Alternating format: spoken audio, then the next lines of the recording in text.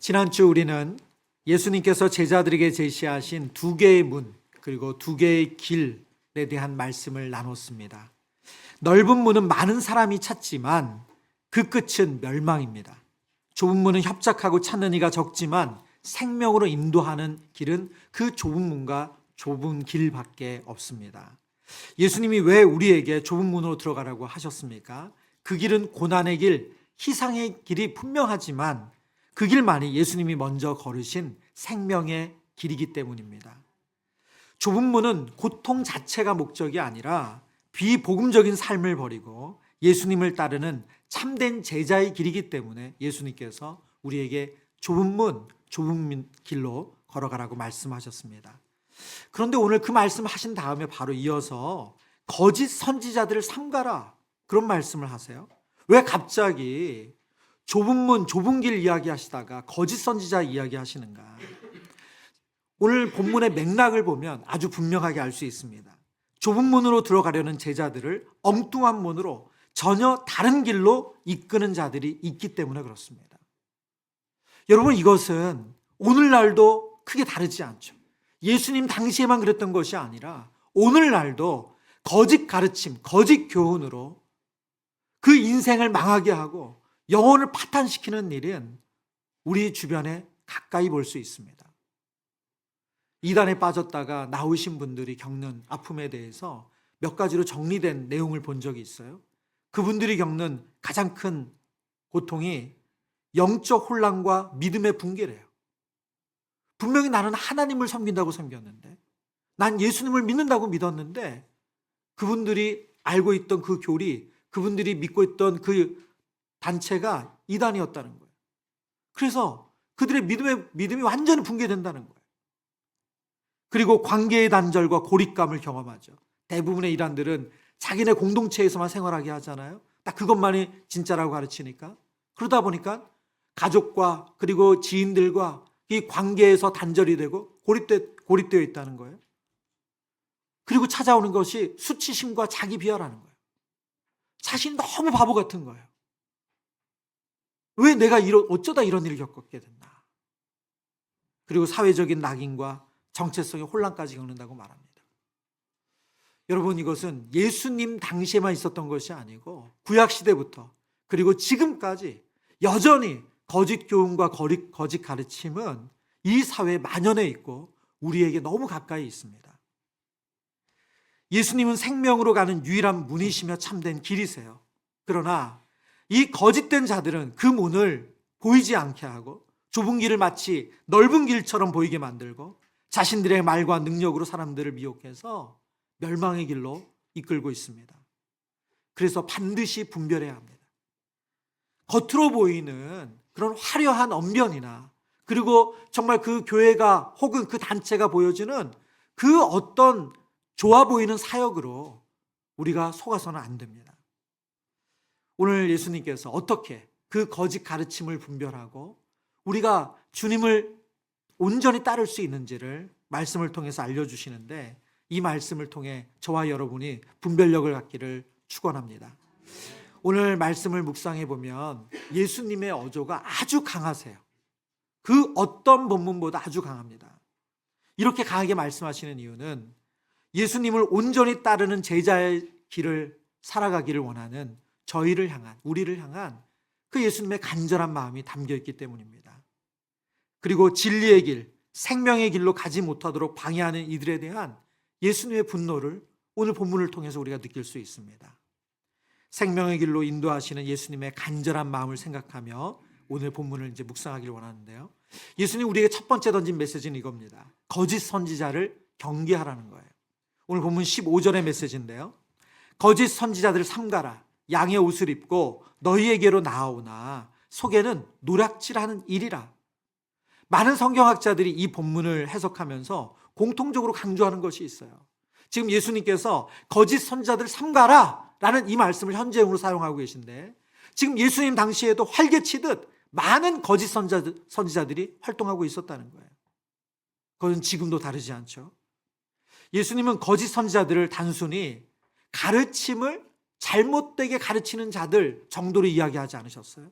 오늘 본문에 보면 무엇이라고 표현합니까? 노략질하는 일이래요. 이것은 단순히 오류가 아니라 탐욕과 자기 목적을 위해서 사람들의 영혼을 착취하는 자들이란 뜻이에요. 오늘 노략질하다는 이 단어가 헬라어로 하르팍스라는 단어거든요. 약탈하다, 강도, 탐욕스러운 포식자, 그런 의미를 가지고 있습니다. 의도적으로 접근해서 그 영혼을 착취하는 것, 그것이 바로 노략질하는 거죠. 오늘 본문의 말씀에 보면 예수님께서 양의 옷을 입고 이렇게 예수님을 진정 따르길 원하는 자들을 노략질하는 그 모습에 대해서 이렇게 표현하고 있습니다. 21절, 22절인데요. 나더러 주여 주여 하는 자마다 다 천국에 들어갈 것이 아니요 다만 하늘에 계신 내 아버지의 뜻대로 행하는 자라야 들어가리라. 22절 같이 읽습니다. 그날에 많은 사람이 나더러 이르되 주여 주여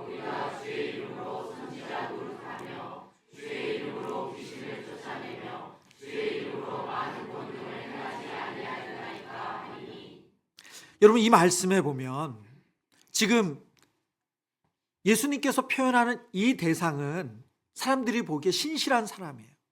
주여 주여, 예수님을 랍비라고 부르는 것이 아니에요. 선생님이라고 부르는 것이 아니라 주님이라고 제대로 부르고 있어요. 말하자면 교리적으로 정통하다는 거예요. 근데 정통적인 교리를 이야기한다고 해서 그 사람이 참 제자다라고만 말할 수 없다는 거예요.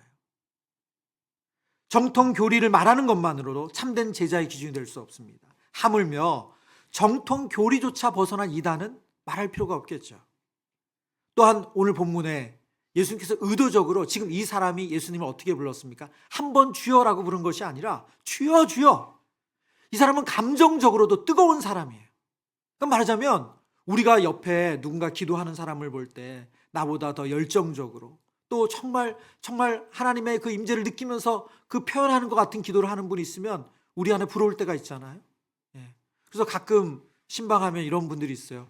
목사님, 저는 예배드리면서 눈물을 흘린 적이 없어요. 근데 제 옆에서 예배드리는 분은 꼭 손수건 꺼내가지고 이렇게 눈물 닦고 이럴 때마다 내가 뭐가 잘못됐나 막 그런 마음 가진다는 거예요. 여러분, 자유하시길 바랍니다. 여러분, 그런 감정적으로 격양되고 그런 모습이 그분의 참 신앙을 증명하는 것은 아니라는 거예요. 물론 우리가 하나님 앞에 말씀을 깨닫고 그리고 진정한 회개를 통해서 눈물을 흘릴 수 있죠. 그러나 그 감정적인 고조가 신앙의 진위를 보장해 주지 않는다는 겁니다. 예수님께서 경고하신 이 거짓 선지자들의 모습의 마지막 모습은 열정적으로 사역하는 모습이에요. 22절에 보면 주의 이름으로 선지자 노릇하고 그리고 주의 이름으로 귀신을 쫓아내며 주의 이름으로 많은 권능을 행하지 아니하였습니까? 여러분, 지금 이 본문에서 표현하고 있는 이들의 사역, 선포와 영적 전쟁과 기적은 당시 유대 사회에서 가장 거룩해 보이는 종교 활동이었어요. 우리로 말하면 교회 안에서 성경 공부 가르치시는 거예요. 그리고 이분이 귀신을 쫓아내는 영적으로 대적하는 축사하는 능력도 있어요. 여러분, 얼마나 대단해요. 그리고 오늘 본문에 보면 뭐라고 말합니까? 주의 이름으로 이 모든 일을 했다고 강조하고 있어요. 겉보기에는 예수님을 위해서 열심히 사역하는 사람처럼 보여요. 그런데 여기서 우리가 주목해야 될 중요한 사실이 있습니다. 예수님은 지금 그들이 거짓말했다고 말씀하지 않으세요? 그들의 사역이 실제로 있었고 외적인 성공이 있을 수 있다는 것도 예수님 인정하시는 거예요. 하지만 예수님은 그들의 중심을 꿰뚫어 보시고 바로 이어서 이렇게 말씀하세요. 23절입니다. 내가 너희를 도무지 알지 못하니 불법을 행하는 자들아 내게서 떠나가라. 여러분, 얼마나 무서운 말씀입니까? 주님을 위해서 온갖 사역을 다 했다고 말하는데 예수님은 전혀 모른다고 말씀하시는 거예요. 너 누구니? 여러분, 왜 이런 일이 생겼습니까? 거짓 선지자들의 가장 심각한 문제가 뭐죠? 이 모든 사역이 예수님과 관계가 없었다는 거예요. 그들의 믿음의 기초가 예수님께 뿌리 내려 있는 게 아니라 전혀 다른데 뿌리 내리고 있었어요. 그들은 예수님의 이름을 사용했을 뿐 정작 예수님을 섬기고 따르지 않았다는 것입니다. 하나님을 사랑한 것이 아니라 하나님의 이름을 이용해서 자기의 목적을 추구한 거예요. 겉으로 보이는 영적인 활동이 하나님께 영광이 되는 것이 아니라 그 영광을 자신이 가로채고 그 의를 자신이 가진 것이고 그리고 그 경건 활동을 통해서 어떤 이익을 취한 거예요.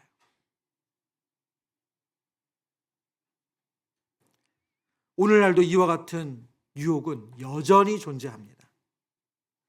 그래서 여러분, 겉으로 보이는 어떤 메시지나 겉으로 보이는 봉사활동에 속으시면 안 돼요.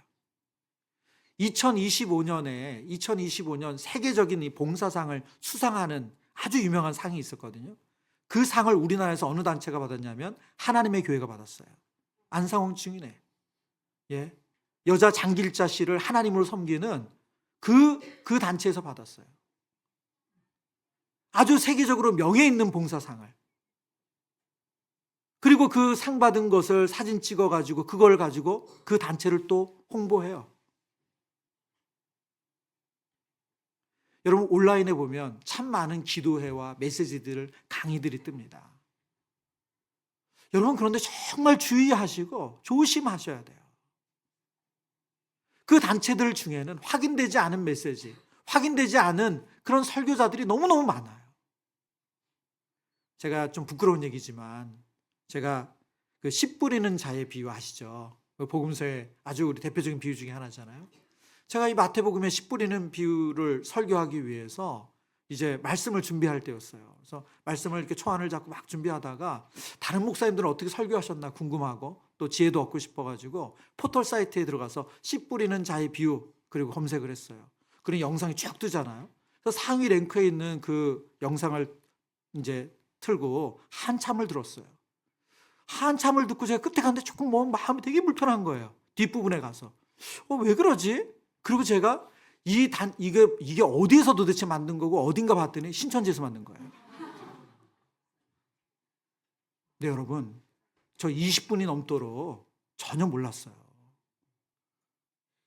그 목사님 인상이 얼마나 좋으신지 몰라요. 말씀도 잘하시고. 우리가 쉽게 접하는 영상 설교와 영상 강의, 그런 기도회 가운데는 검증되지 않는 그 신앙의 뿌리가 건전하지 않은 단체와 이단들이 너무너무 많아요. 예수님은 우리가 무엇을 했는가 보다 내가 너를 아느냐를 보세요.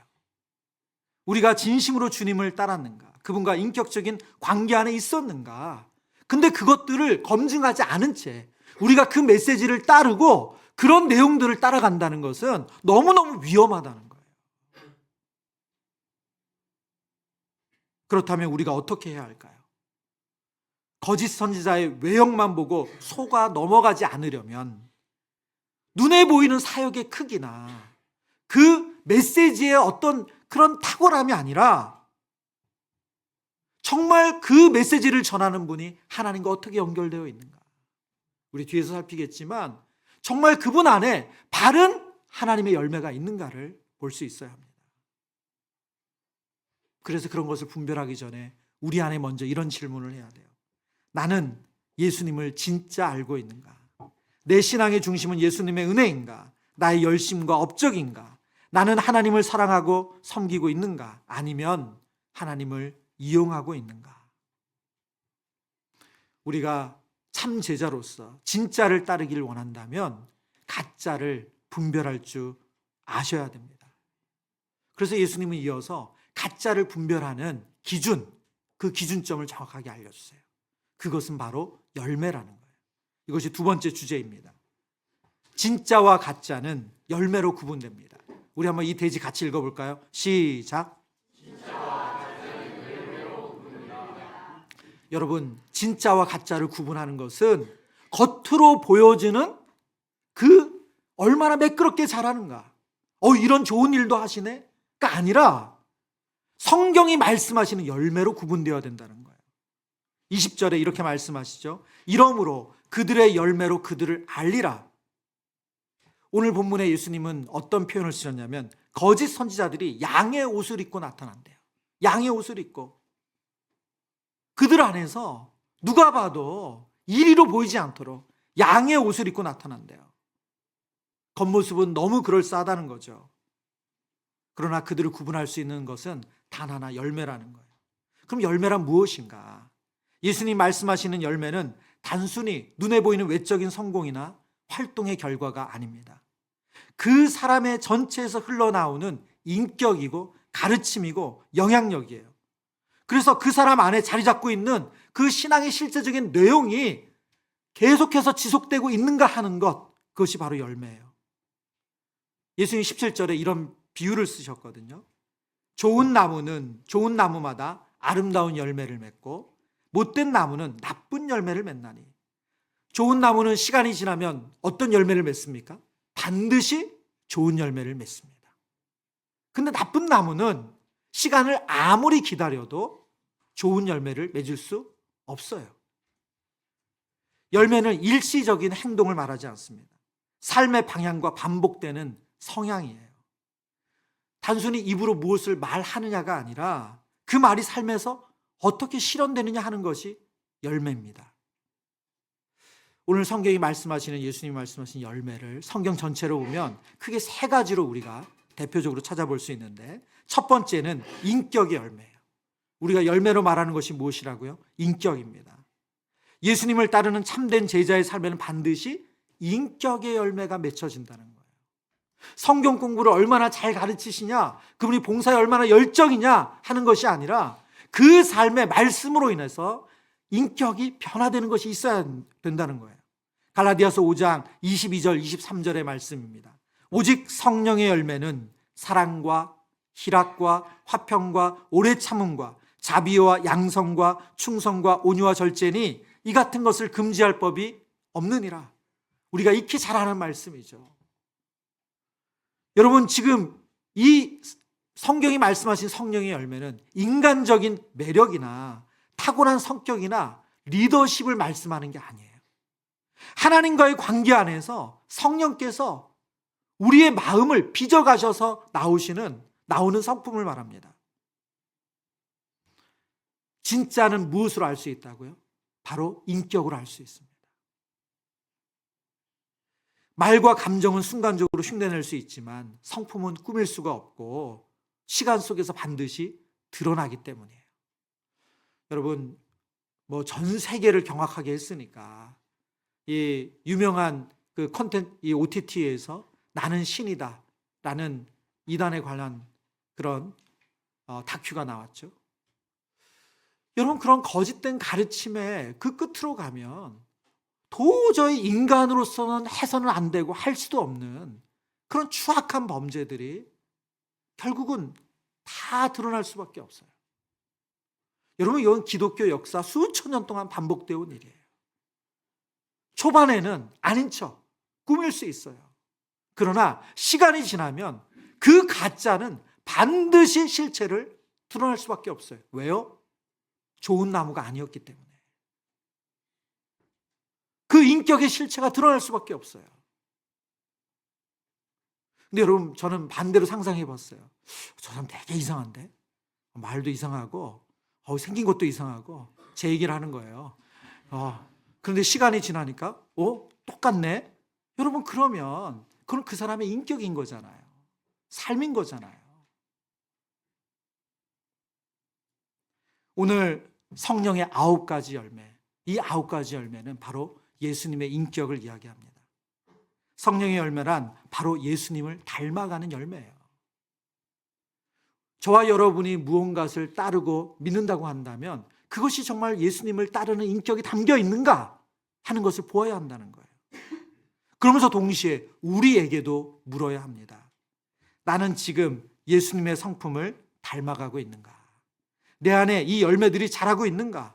시간이 흐를수록 내 주변 사람들이 내 안에 그리스도의 향기를 느끼고 있는가?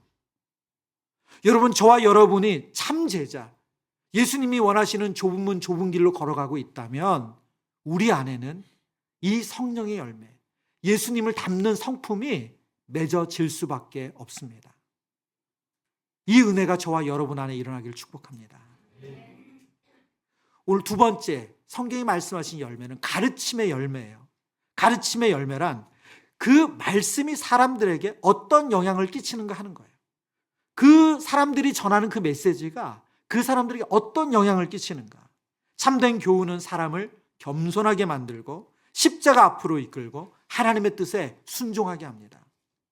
듣는 이로 하여금 자신의 죄를 직면하게 하고 자신의 힘으로는 살 수 없다는 사실을 깨닫게 하고 예수님의 은혜만이 유일한 소망이라는 것을 붙들게 해요. 그게 바로 참된 진리죠. 저와 여러분이 참 제자의 삶을 산다면 저와 여러분의 가르침을 통해서 이런 메시지가 전해져야 돼요. 그런데 그렇지 않은 거짓 가르침은 어떨까요?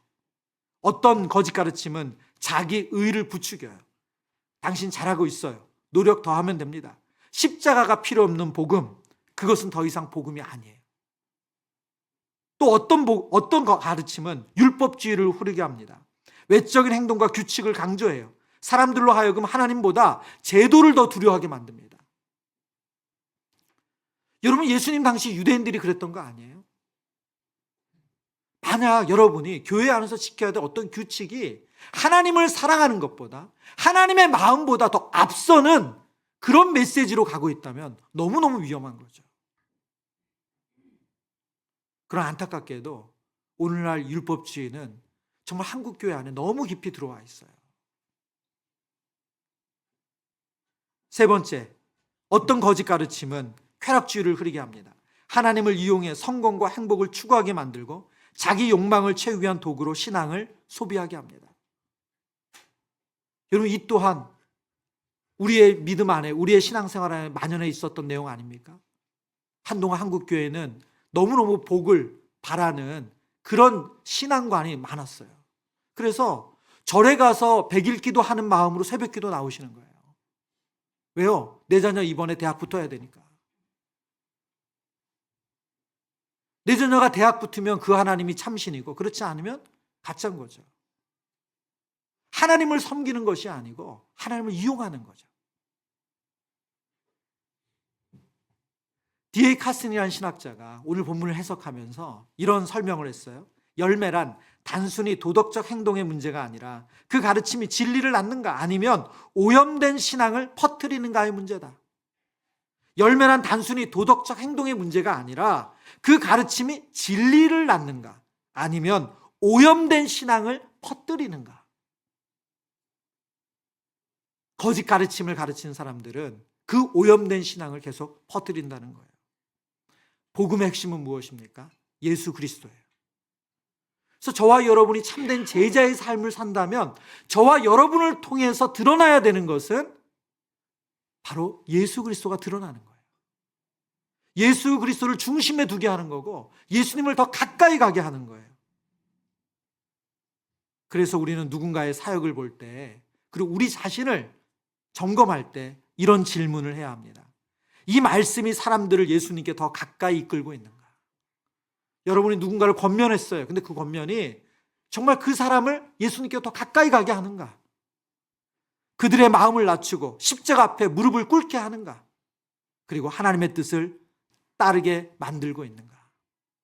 여러분, 만약 누군가 여러분에게 권면했는데 그 권면이 예수님 앞에 무릎 꿇게 하는 것이 아니고 하나님을 더 온전히 따르게 하는 것이 아니고 하나님께 무릎 꿇게 하는 게 아니었다면 여러분 잘 생각해 보셔야 된다는 거예요.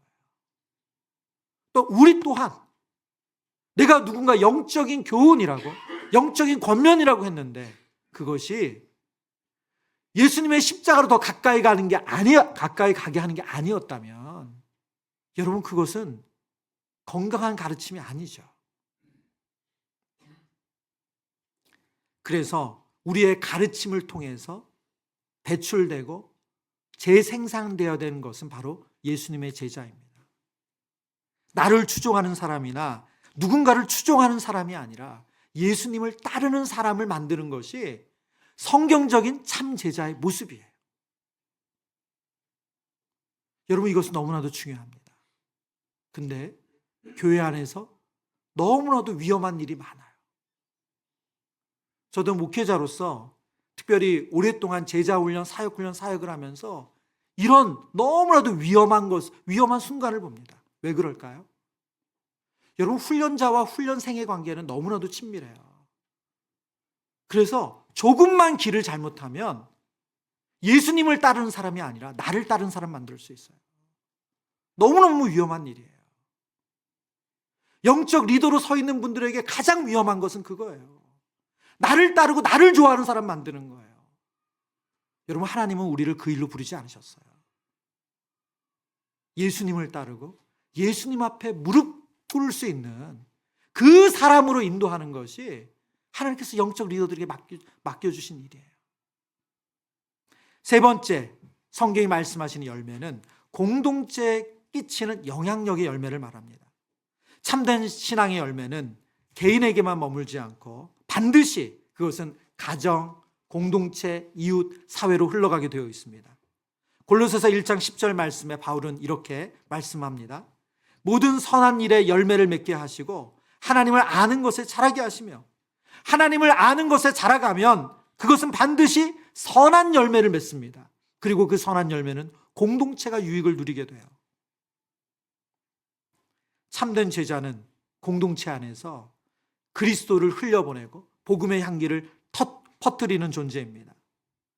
그분의 말 한마디, 그분의 삶의 태도, 그분의 선택을 보면서 예수님을 경험하고 느낄 수 있는 거죠. 여러분이 여러분의 가정 안에서, 그리고 다락방과 공동체 안에서 그런 분위기를 축복합니다.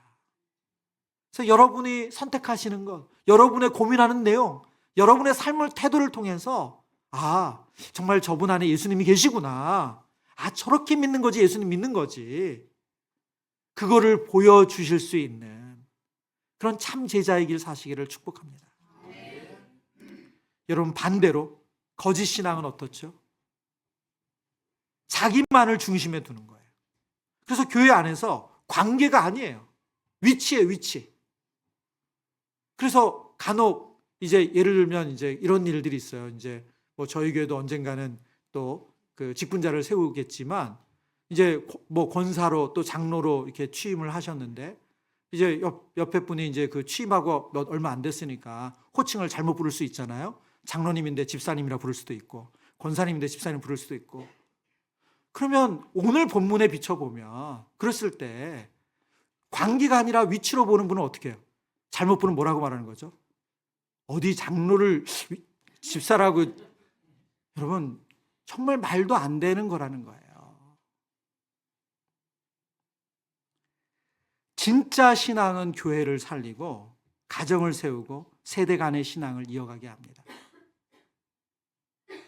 말로 복음을 전하는 것이 아니라 삶 자체가 복음의 통로가 돼서 공동체를 변화시키는 것이 참 제자가 맺는 바로 열매예요.